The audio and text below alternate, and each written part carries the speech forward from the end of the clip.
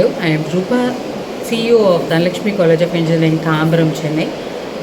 இந்த வருஷம் நாங்கள் வந்து ஓப்பன் ஹவுஸ் காம்படிஷன் 2025 லான்ச் பண்ணியிருக்கோம்.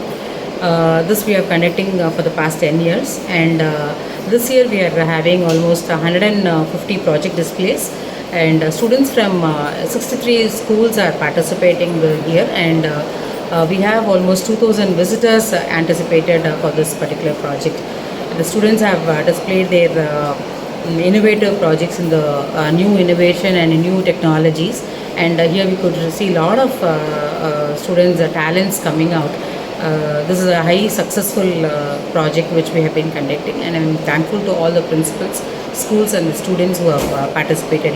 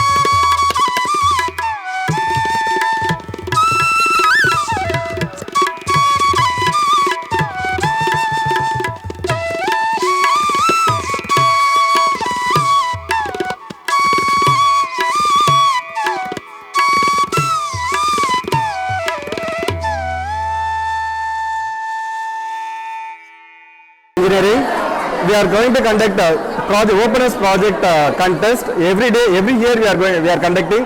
So this is the 7th year we are continuously conducting these projects. So more than 250 schools are registered. The projects also nearly 250 projects registered. Today we are getting only up to 180 projects displayed here. So many school students are visiting in these projects. So first I introduce myself. I am Dr. V. Chidambaram, coordinator of these projects. So this is Dr. Sivakumar sir. He is also one of the coordinator in these projects.